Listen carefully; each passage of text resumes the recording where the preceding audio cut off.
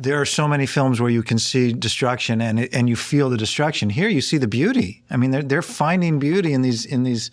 I mean, just the shots of the devastated buildings and saying, no, this is art. I mean, it kind of.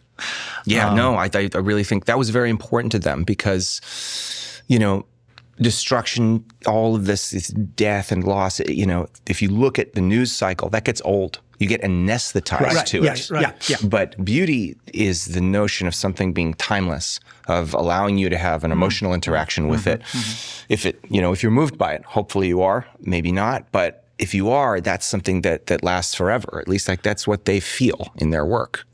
I remember a few years ago hearing stories about someone doing a study of looking at Greek theater, Greek tragedy, and the idea of these that the plays were a way of, because this was also a civilian soldier society, and when the soldiers returned from the war, they would almost become involved with these plays as a way of reintegrating into society and getting the war past them. Wow! And then people were using this with soldiers returning from Iraq or Afghanistan, to deal with PTSD. And I wonder, this desire to say no, we have to maintain this connection to art, even while we're going through this, also in some way provides that sort of catharsis for them.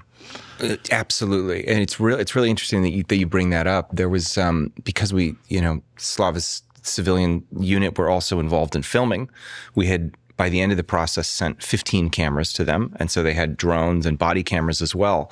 I was speaking with them about, why do you want to film? What do you feel about that? And they said, well, if we can capture what we're going through during a mission, during our combat, maybe somebody else won't have to be in our shoes.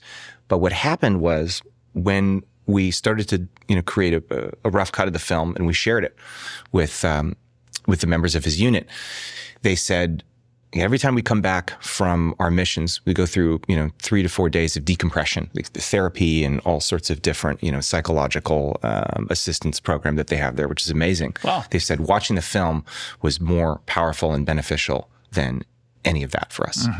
And so I think this notion of bearing witness, of making sense, or kind of creating something, in whatever form that is, even in recording, is a form of creating, of saying, where do I put the camera? What can I share? What's important to me?